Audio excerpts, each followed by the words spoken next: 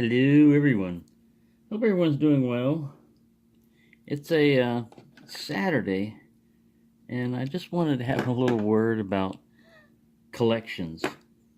Um, I started off, liking Yale padlocks, the antique ones, and I got this book here. And what I'm going to try to do is what's really neat about this catalog is, to me, something that really makes it worthwhile is the first part that I looked at.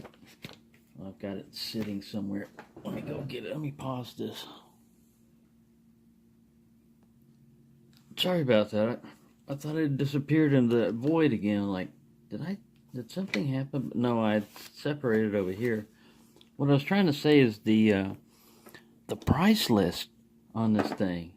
Now you have to do some calculations on some of these because they're in price per dozen and everything. But what it allows you to do is go through. Now some are, I'm just looking at mostly the prices of the padlocks right now because that's what I have. Not the night latches and the rim cylinders and all the other stuff they've got here. I haven't gone through all that. There's just so much information. But what's really cool is, for example, I was looking up the Yale Bi-Centric. How much does that thing? How much did that thing originally cost in 1912?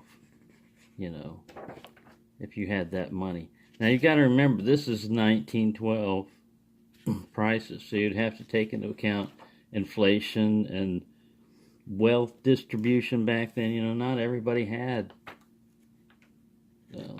that kind of money to spend on a padlock, but you'd be surprised how cheap it is. Let me get to the Bi-Centric padlock where it's hiding. I had it marked. I thought I had it marked. And there's some of these codes in here.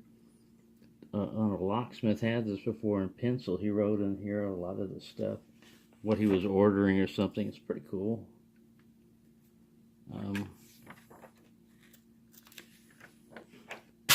So whatever that was, it had nothing to do right now. All it needed to do was fall down. But what I'm going to try to do when I get the time is find out the model number of each one of these padlocks back here that I do have, and the price, that originally was. I guess I could research back and find out the price that I paid. But to me, these things are like priceless because you couldn't get one made if you wanted it, on a lot of these things. You say, hey, build me this thing. You'd have to have a lot of money. I guess if you're like billionaire or something, anything's possible, but the average person would not be able to. Damn, man, I can't find it. Nothing's going as planned today. I was gonna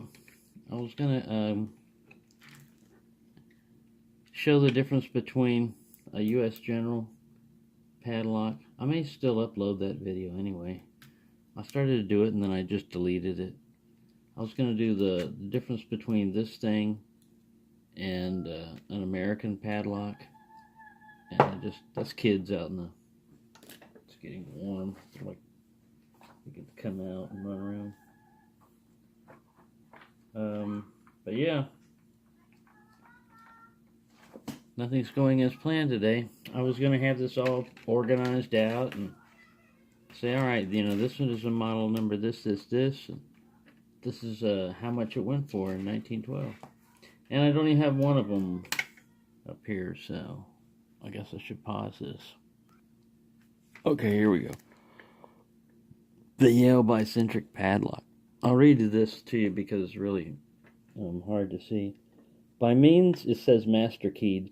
By means of a separate plug for the master key, these locks may be arranged in any number of sets with a master key to pass the locks in each set and a grand master key to pass all the locks.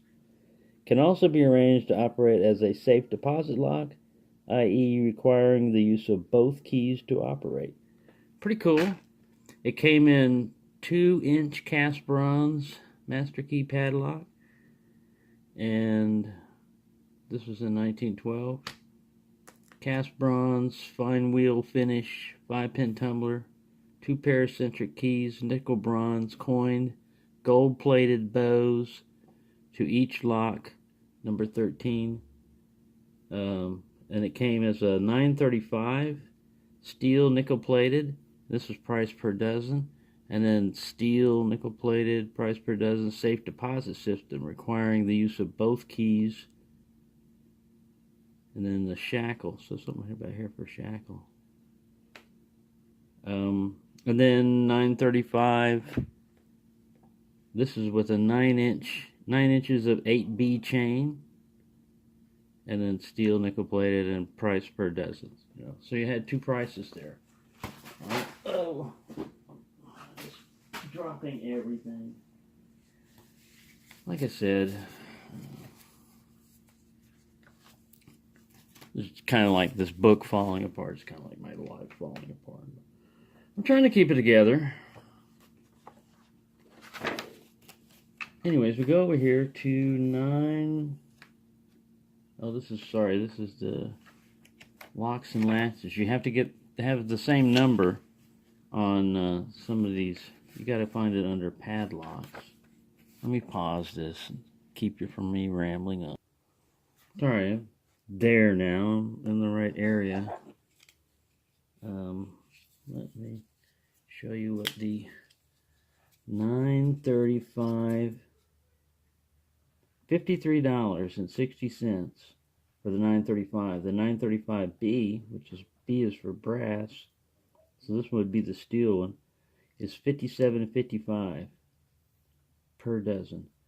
The one with the chain steel is $57.60, and the one with the chain and brass is $61.55. So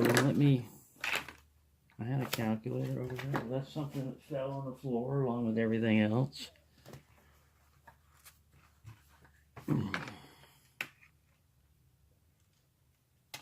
Right.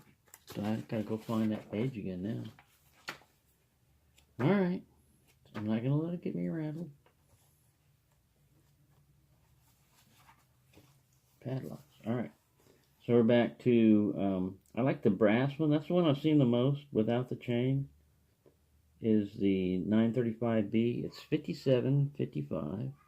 So go 57.55 divided by 12 equals $4.79. Basically, rounded up $4.80. Man, these things go for over $100 easily when you can find them, and they usually don't have both keys. So, yeah, the price has changed and the rarities add to it. But with me, I found out like collecting anything. If I like it, I tend to go all out on it. You know, like on guns, I got into where I liked pistols. I had all different kinds of guns, but I liked pistols. And I started collecting them. And I had a huge pistol and rifle and everything collection. And then things happened, you know. I had to sell them all, basically get rid of them. And I only have a few guns now, but I've always carried knives.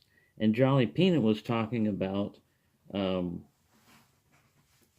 knives, and it reminded me that I haven't looked at knives, and you go on YouTube and man, there are a lot of changes that have gone on in knives that just kind of like I was focused on some other area of stuff and for many decades and didn't realize that knives, steels have progressed and a lot of stuff has changed over the years.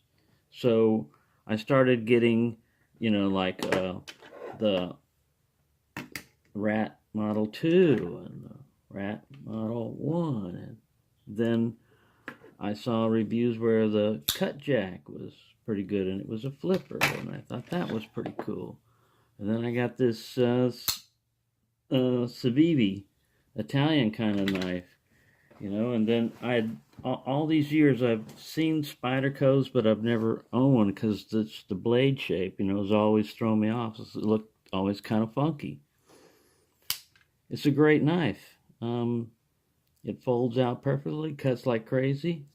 Well, that's the Delica, so I had to get his bigger brother. You see what happens? I mean, you see what happens when you start collecting things or you start getting interested in things?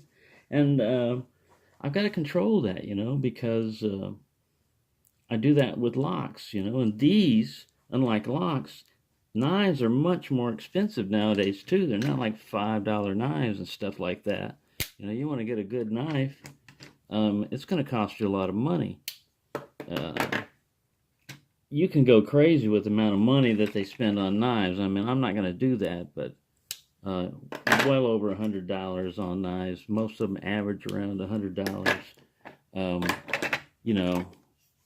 And you get to the different, like toughnesses and versatilities and what you would use it for. And I don't know.